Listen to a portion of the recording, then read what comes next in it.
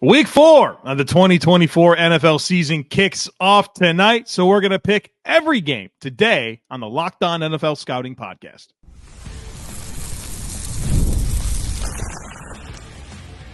You are Locked On NFL Scouting with the Draft Dudes, your daily podcast for NFL and college football scouting. Part of the Locked On Podcast Network, your team every day.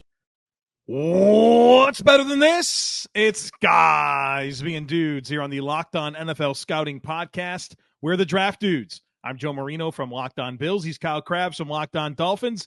And we are your NFL experts here with you daily to talk team building across the league on the Locked On NFL Scouting Podcast with the Draft Dudes, part of the Locked On Podcast Network, your team every day. Want to issue a big thank you, shout out, and welcome to our everydayers. Those of you who never miss a single episode, we appreciate y'all being here very, very much. This episode is brought to you by PrizePicks. Go to prizepicks.com/LockedOnNFL and use code lowercase LockedOnNFL to win $50 instantly when you play $5.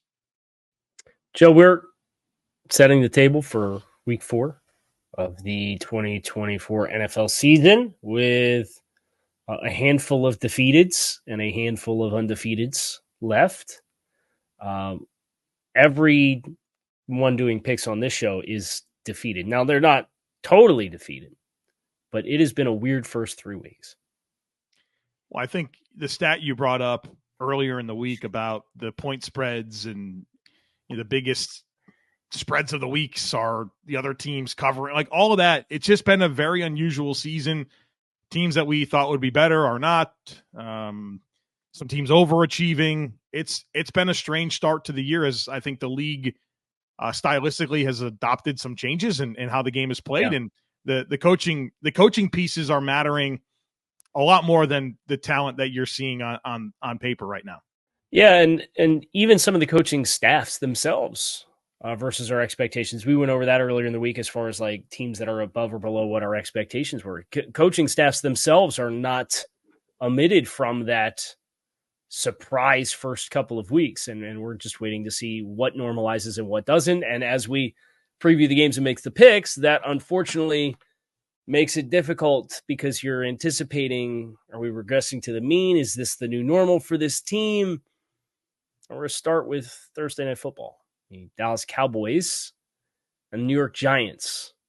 Giants coming off of a big win last week, a surprising win last week, I think. And Dallas really looking like they're in trouble in more ways than one as far as not being able to play complementary football. So Thursday Night Football, Giants hosting Cowboys. FanDuel has the spread at Dallas minus 5.5, and the show likes Dallas. I mean, it's a short week. Giants are at home. That's very favorable. I thought the Cowboys passing offense obviously came to life a bit in the second half against Baltimore. I'm greatly concerned about their run defense.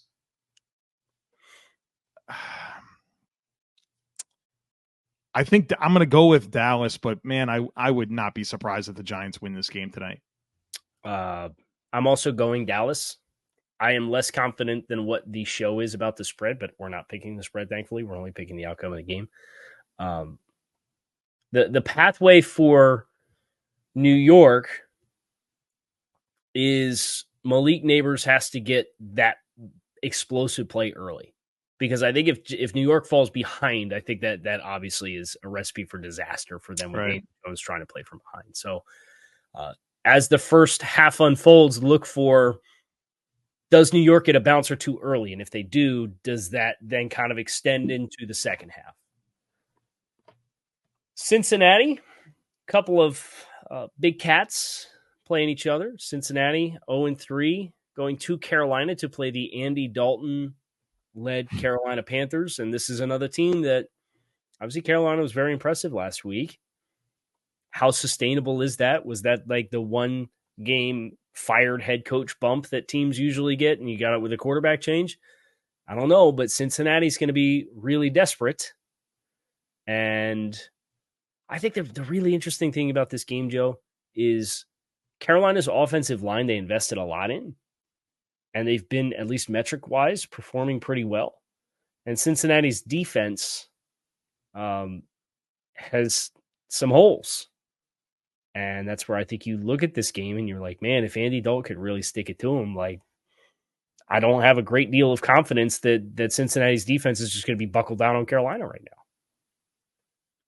Dude, this is another hard game to pick. I think those are good variables to mention. I think Carolina's defense gives me a lot of concern in this game, especially, Higgins and Chase back, and it feels like they should be ramping up a little bit. And Carolina doesn't really have pass rushers. They're, Derek Brown's out, and I certainly have low expectations for Cincinnati's ability to run the ball, but I also have low expectations for Carolina's defense to be able to stop them. I think since he's able to outscore Carolina in this one, but again, man, I wouldn't be surprised. Take the over. Do you know what the over is? I don't, but I need to know. I got to know that, now that you said that, even though the unders have been really working this year. This one comes in at 46.5. I'd take the over. I'd take the over on that too. Yeah. So I'm going to ride with you on Cincinnati. The show likes Cincinnati to cover 4.5 point spread. So the whole show is riding a couple of expected contenders that are facing losing records right now in Dallas and Cincinnati to get things started. Let's go Denver visiting New York against the Jets. Denver coming off of a big win against Tampa in week 3. The Jets coming off of a dominant performance against New England on Thursday Night Football the week prior. The Jets at home with extra rest, favored by a little over a touchdown, 7.5 points. Jets at home. I think defense will be good. Aaron Rodgers coming off of a really good outing. I don't really have much hope for Denver on their defense. I think the Jets get this one at home. I don't know that the Broncos are going to be able to run the ball with all that much success, and then you have a lot of worries about their skill players separating against the secondary in New York as well. And then, oh, by the way, Bo Nix playing against a very fast, aggressive Jets defense. I don't like that mix. Show likes the Jets to cover 7.5 as well. Let's get one more here in the first segment. Atlanta versus New Orleans. This is a really critical NFC South matchup between probably the two best teams. Maybe the two best teams. Kind of showed early they might be the two best teams, but then Tampa exists. I think the temperature around this division is going to be different than the last couple of years, and I hope it's measured in the win-loss record at the end, because it's been a really combative division for who wins it. Yeah, but it's get 9 wins to win it. I'd love to see this division get 11 wins to get it, and still have the same competitiveness, because it could be one of the more compelling division races down the stretch. But that makes this game all that much more important. Yeah, I think the teams are better, but they might cannibalize themselves, which kind of concerns me about an 11-win NFC South winner. Mm-hmm. I'm concerned about the Falcons' offensive line injuries of McGarry and Dahlman. I thought that showed up in a big way against Kansas City late in that game, and the Saints' defense is really good. What about Eric McCoy? Because Eric McCoy's out for the Saints. Oh, dude. I think the safe thing to do here is to pick the home team, and I kind of think the Falcons are playing better than 1 and 2, and I think really ever since the Philly game, I thought they've started to play a lot better collectively. I'm just going to go with Atlanta because they're at home. I'm going with Atlanta as well, and maybe this is a little bit of that realization of exactly what we talked about with New Orleans, right? Our biggest concern with them in the offseason was the depth. And then the offensive line depth with Ramczyk going out. And now Eric McCoy's down. Yeah. And I think that, plus Atlanta and what they have in the secondary, and obviously getting Justin Simmons, I think helps with some of the deep play action shot plays that New Orleans has had success dialing up the first couple of weeks. And they didn't have that against Philly. Right. So I'm with you on Atlanta. The spread is 1.5 points for Atlanta at home. The show likes Atlanta to cover -1.5 as well. So we are chalk through the first 4 games as far as betting favorites and pick 'em being on the same page. We got some fun ones coming up here. Vikings, Packers, the next game we're going to dive into. Bunch of good ones left. Be sure to stick with us. Folks, purchasing tickets can be stressful, but it doesn't have to be. And it isn't if you have the Gametime app. Gametime is the fast and easy way to purchase tickets for all the sports, music, comedy, and theater events near you. The app is awesome. It's easy to navigate. They give you a seat view image. They specialize in last-minute tickets. You can have all-in pricing. Plus, whenever you purchase a ticket, it's sent straight to your phone, so you don't have to dig through emails to find it. I mean, they have really simplified and perfected the ticket purchasing process. So check it out for yourself. Download the Gametime app, create an account, and use code LOCKEDONNFL for $20 off your first purchase. Terms apply. Again, create an account and redeem code LOCKEDONNFL. That's LOCKEDON NFL for $20 off. Download Gametime today. What time is it? Game time. Green Bay at home, favored by 2.5 against Minnesota. Presumably Jordan Love will be back. He was questionable and did not play in week 3, but he practiced throughout the week last week. I think the spread probably reflects Jordan Love being back, with Green Bay being favored, even though they are at home. But Minnesota's very impressive and playing great defense. They've given up 30 points, I think, on the season. Is it 33 points on the season defensively? They put CJ Stroud on a very unpleasant place last week defensively with what they threw at him. So they beat Houston and they've beat San Francisco the last 2 weeks, a couple of Shanahan disciples. Kyle, have you seen the recent history of these teams?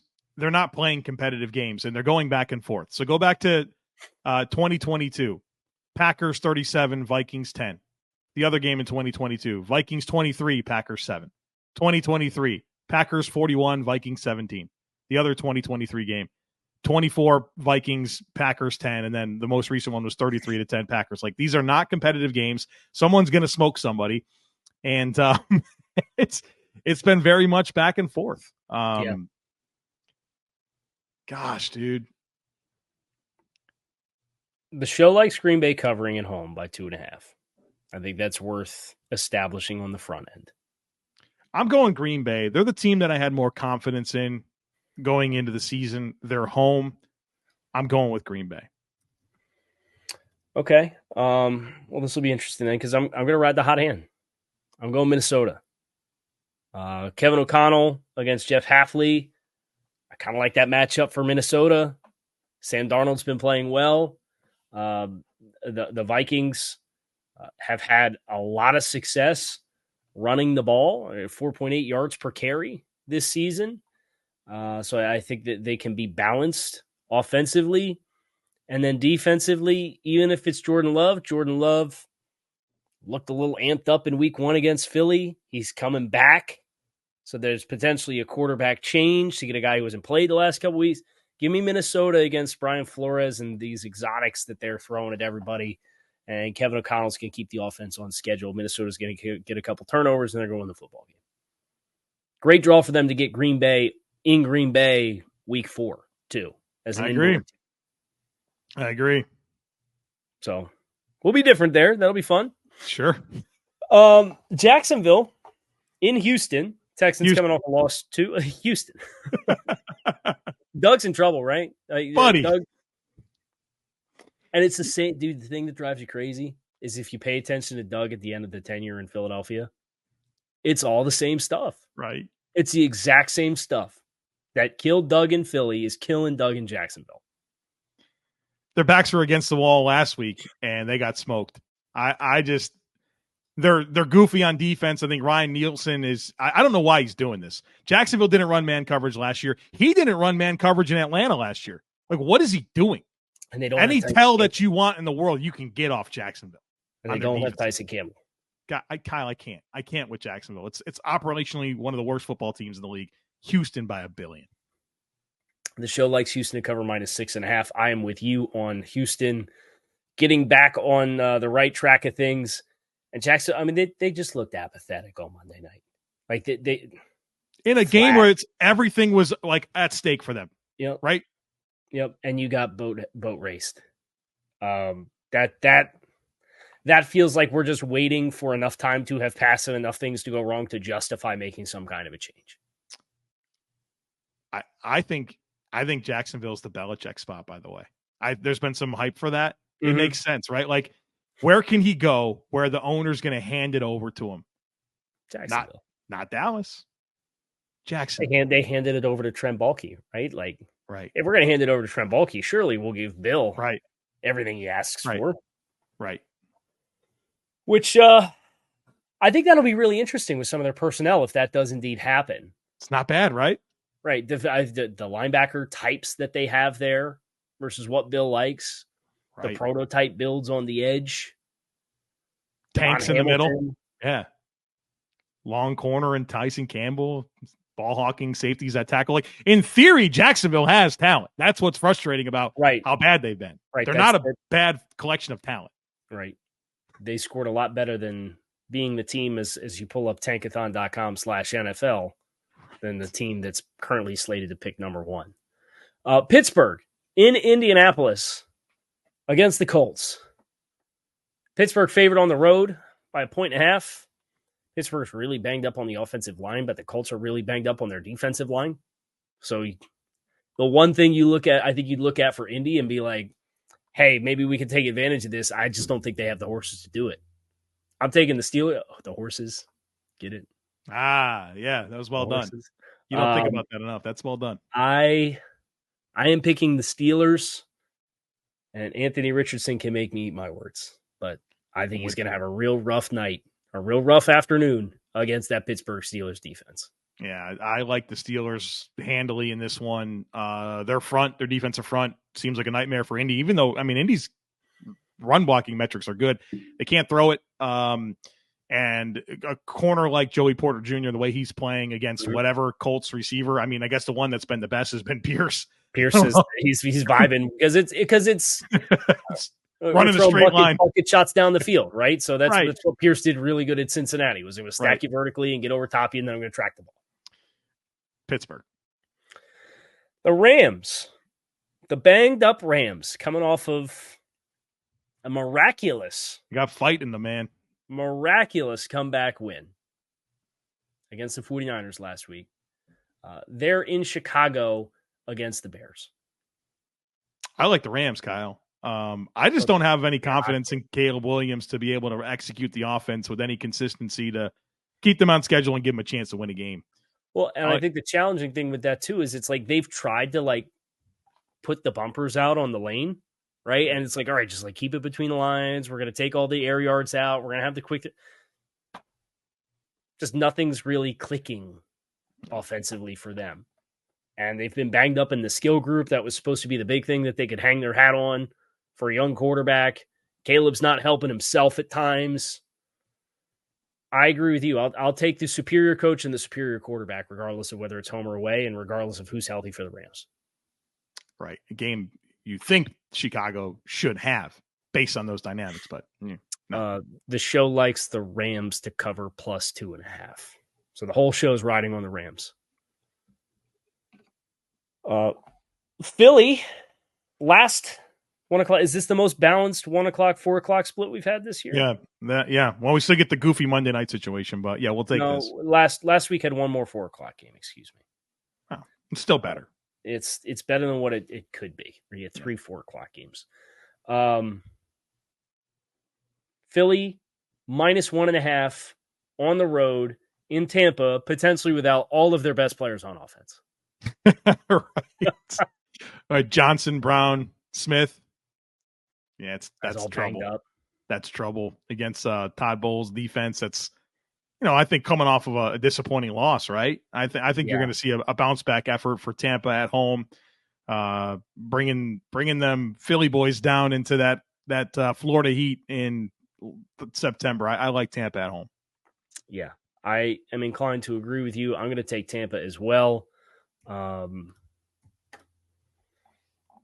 Vic doesn't really play matchups offensively, so Tampa can put receivers wherever they want, and they know they're going to get matchups that they like in the passing game with Lee and Cohen. I think that Tampa offensive line is much better equipped to kind of handle Philly's front than what New Orleans was last week.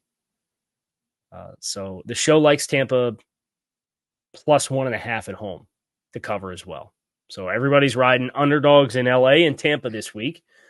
Don't know how many people are going to be riding on the underdogs in this next game, though, because San Francisco's at home at 4:05 playing the Patriots and favored by 10.5 points. I mean, San Francisco's got to take them seriously. I mean, they're without Hargrave now. I'm worried about, their ability to stop the run before Hargrave. Now they lose Hargrave, and the Patriots, the kind of thing they can do seemingly would be to run the ball. But I mean, this is a home team in San Francisco that I think should handle their business, especially after the collapse they had last week. I think they'll be focused to win this game. So I think the skill players for San Francisco, regardless of who is healthy and who is not, I think it gives you enough of an advantage where you should be able to take care of business here. But you do look at the metrics across the board for San Francisco, and they're bad defensively. Mm-hmm. I mean, they're averaging 4.5 yards per carry allowed on defense. They're averaging 7.3 net yards per attempt in the passing game. That's 30th in the NFL. I just worry about New England's ability to capitalize on that part of it. Sure. With Jacoby Brissett, their offensive line, even without Javon Hargrave. So this might be an under, like game total. I don't know what the under is, like game total for this game, but I would probably lean the under on it. 40.5. It makes you think, right? Give me San Francisco 26-10. Oh, you under. like San Francisco big. I like San Francisco big, yeah, but I don't think we're going to have offensive explosion. The show likes San Francisco to cover as well. All right, we've got the Kliff Kingsbury revenge game coming up, primetime slate, and more. Be sure to stick with us. Hey, NFL fans, you could start this season with a big return on FanDuel, America's #1 sportsbook. So when you get a hunch in the middle of the game, you can check out the latest stats, view live play-by-play, and so much more on the same page where you place your bets. You'll get started with $200 in bonus bets guaranteed when you place your first $5 bet. That's FanDuel.com to download America's #1 sportsbook. Which defense can get some stops? Because that's the story of the Kliff Kingsbury revenge. How poetic. Right. At Kliff in Arizona, now Kliff with Washington, what the offense is. And the big question for who's going to win the game is who can get a stop? Because these teams, neither team will get any stops, Kyle. Are conceding quite a bit defensively this season. What's the over-under on this one? 50.5. I was going to say 52 would have been my guess. This is comfortably the highest over-under of the week. For all of the offense being down, Arizona's giving up 7.3 net yards per attempt on the season. That's tied with San Francisco, who we just mentioned, for 30th in the league. And Washington is giving up 7.7. So somehow almost a full yard, half a yard more net yards per attempt than Arizona is. So expect a lot of points. Not a great deal of confidence in taking the over, but it's something to watch. Arizona at home, does that matter to you? Yeah, I'm thinking of the things that matter. Both defenses stink. The things that I like about Arizona is that they are at home, and I think they have a rushing offense that is better than Washington's. So give me those two dynamics as the deciding factor and why I'm picking the Cardinals. I really want to pick Washington. I hear you. I do too. I really want to. We're already different on a game. I'm behind you like 3 games on the season already. I don't know that I could afford to be different on another game. It's early. I got all 3 last week, which was. Yeah, it didn't help. Yeah, it was fortunate for me. I was fortunate. But all right, we're going to roll with Jane Daniels train. Baby, let's go. He's arrived. Everyone's declared he's arrived. So let's try the hot hand and find the next Mahomes. We heard that already this week. So that's our second one different right there? Yeah, our first one was Vikings. Minnesota, Green Bay. All right. The show likes Arizona -3.5. Kansas City on the road. What's Justin Herbert's latest status? He re-aggravated his high ankle sprain. how will they ever replace those 140 passing yards a game they've been asking him to give them? Might have to throw it in this one, Kyle Crabbs. Might have to. I can guarantee they're going to have to throw in this one because they're playing. And look, Kansas City's not playing well offensively. Right. But at the same time, Chargers, you always felt like maybe the defensive personnel was a year away from kind of rebuilding. The trenches are a massive concern. And I know Kansas City's without Isaiah Pacheco, but I think Kansas City wins and takes care of business comfortably here. Yeah, they'll win the game. I'm in on Kansas City. The show likes Kansas City on the road -7.5. The Raiders hosting the Browns. What are we doing here, Kyle? In Las Vegas. Las Vegas favored by 1.5. The show likes Cleveland +1.5. I mean, I don't really like anything about Cleveland right now. Tons of injuries. They couldn't win at home against the Giants when they were spotted 7 points. Deshaun stinks. You look at the Raiders. I mean, it's not that I'm overly confident in them, but they are the home team. And what, Pierce comes out and calls out the team, business decisions, coaching. I mean, it feels like he's the guy that's got his team, like respond or don't. I'm gonna go with the Antonio Pierce Raiders at home in a game where they've kind of been called out because I don't have an ounce of belief in Cleveland. Brother, how do you reconcile the fact that this team is averaging 2.8 yards per rush? Which team? The Raiders. It's concerning. They cannot run the ball. Right. And I know that EPA per play, like I get it, but the Browns defense is good. The Raiders aren't lighting the world on fire from a passing game perspective. I mean, they were kind of teasing potentially making a change to Aiden O'Connell already. Gardner Minshew with his back against the wall, baby. I mean, and I agree with everything you said about Cleveland. They look awful offensively. They look like a disaster.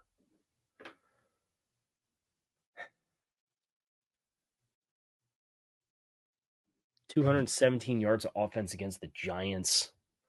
So bad. They're banged up on the offensive line, so Crosby and Wilkins can get after them. All right, I'm going to go with you. We're going Raiders. The Browns couldn't run the ball against Dallas. Oh, let's be fair. They had 93. Right, that's 100. That's 100 too few against Dallas. Yeah, that's probably true. I'm going to get on the Raiders with you at home. I think that Browns offensive line being banged up will be the do it like just for the fact of not having to sit there and be like hoping that the Browns win the game.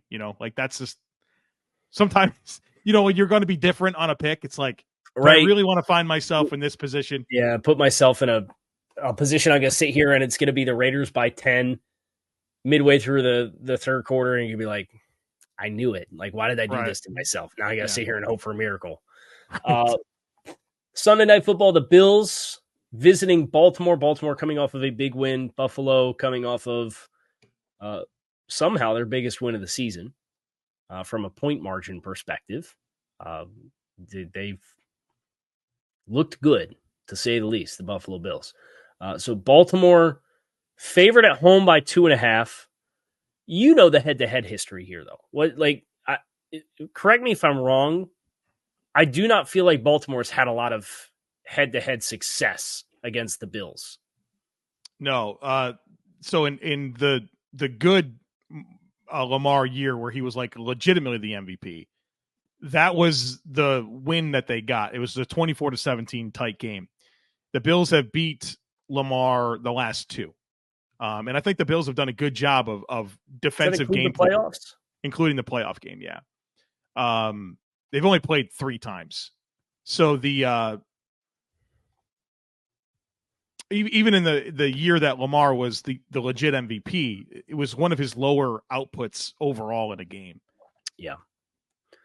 How concerned are you? Like, EPA per play, running the ball, I get it. But Baltimore and their mass and their ability to play heavy against a team that runs nickel and dime with backup linebackers and a backup nickel.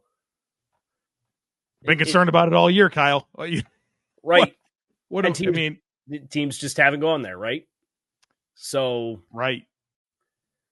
That's the Ravens' path. Like, they should just say, okay, you're going to match big people with little people. We're just going to do that all game long. Will they do that? Well, that's their path. I think for the Bills, it's important for them to score points, obviously, and try to put Baltimore in a situation where they have to be in a drop-back passing game. And the Bills have kind of had success doing that throughout the last several years. I like the Bills in this game.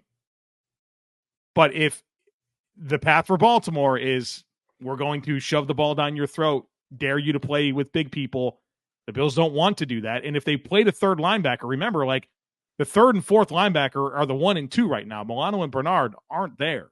Right. So it's like, are you going to bring Nicholas Moreau to be the third linebacker situationally in this game?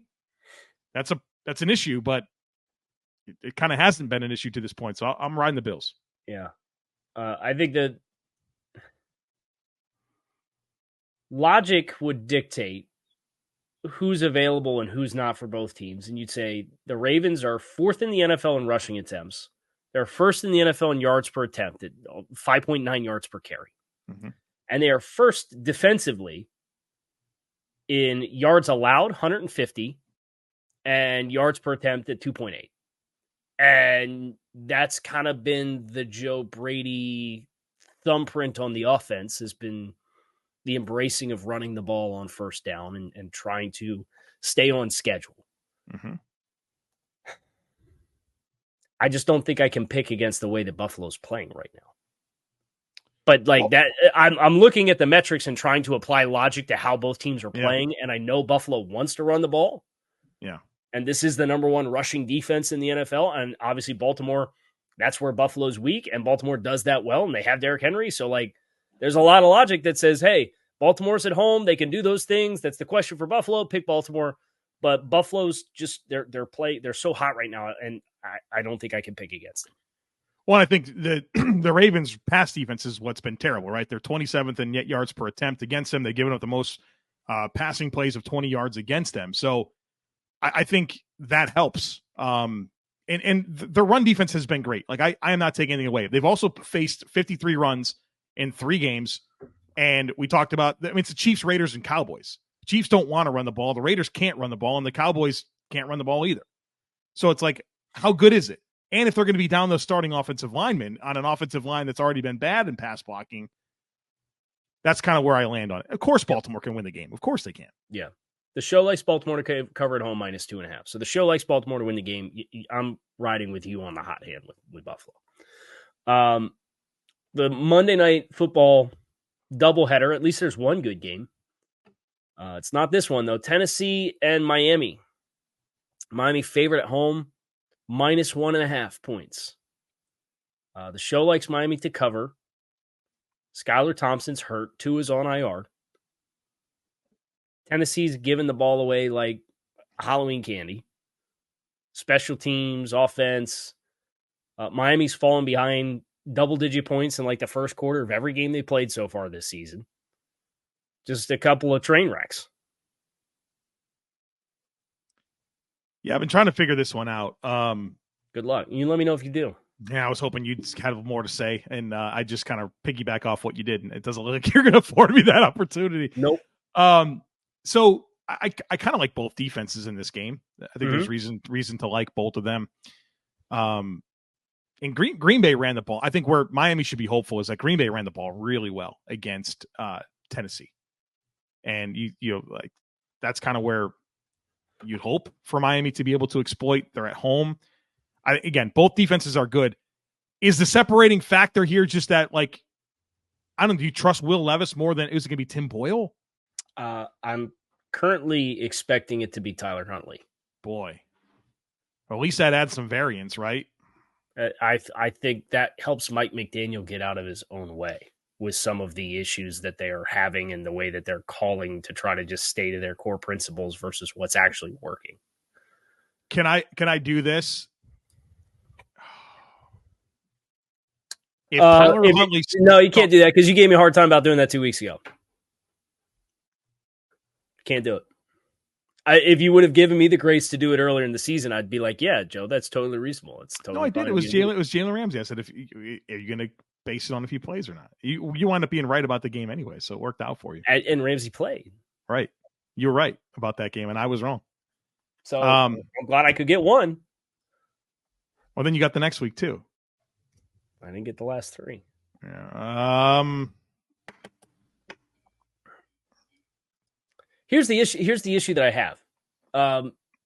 Miami, they can't run the ball on the edges right now. They're taking motion and trying to get on the outside, and everybody's rolling the safety down into the motion, and they're giving them hard edges, and they're giving them soft inside boxes, and they're playing nickel against them, but they're bringing the safety down, so you're outnumbered at the point of attack. And Mike says, I still want to run outside zone. And you can't because you're outgunned. And then you get these runs up the middle. But who does Tennessee have inside? Sweat and Simmons. And it's like, are you going to be able to do that? I have no confidence in their ability to move the ball because they've been so tone deaf as far as what their blockades are right now and how to solve the problem. But then does Tyler Huntley in the quarterback run game, and you get zone read going, and now you can get on the edge because you're emulating run inside, but you're still getting outside. Like, I don't know. Tennessee has 8 turnovers and 2 blocked punts. Yeah, it's not great. It's totally giving away like candy, Halloween candy. I don't know. I'm picking whatever you pick because I've great. Okay, well then I'm just going to pick Miami at home. Okay. No conviction in the game whatsoever. God help us, right? Yeah. No idea. I will not be watching it with any urgency. I will have 2 screens on for the game, and trying to watch Seattle at Detroit. Detroit favored at home by 3.5. I like Detroit at home. I think that their run defense, I think that them being at home, Jared Goff played better last week. And I think Seattle, I mean, they got some injuries on their front as well and their offensive line. And I think that and Seattle's kind of had some issues stopping the run this year, if I'm not mistaken. And I think that Detroit can lean on that to carry them to victory. I like Detroit at home. I think the Lions absolutely whoop Seattle in the trenches on both sides of the football. And I think that's the difference in the game. Right tackle, it's George Fant's on IR. In addition to Abraham Lucas still on the PUP. So you're on Stone Forsythe at right tackle. They're rotating with Bradford and Christian Haynes at right guard. Laken Tomlinson's not been good. Miami put a lot of pressure on him, and that was with Seattle up 2 touchdowns for most of the game. Right. And then Byron Murphy got hurt in the game against Miami and had to leave. I don't know what the severity is of that at this stage, but at least he had to play hurt. Jonathan Hankins had to play like 33 snaps. Uchenna Nwosu is currently injured as well. Jerome Baker was out as one of their starting linebackers last week. I don't have a lot of confidence in the front and the line of scrimmage, so I'm going to take Detroit. The show likes Detroit to cover as well. So that is week 4. See, maybe this is the week that the light bulb comes on and it's not floating around 500 all week. But we'll see, and we'll react to it on Monday as it all happens. But tomorrow's Takes on Takes. Joe's going to solicit takes. You give your hot takes and opinions. We react to them tomorrow on the show. You can find us on YouTube or wherever you listen to your podcast. I'm Kyle Crabbs. He is Joe Marino. We appreciate you guys. Check out the show. Make it a great rest of your day. We are out of here.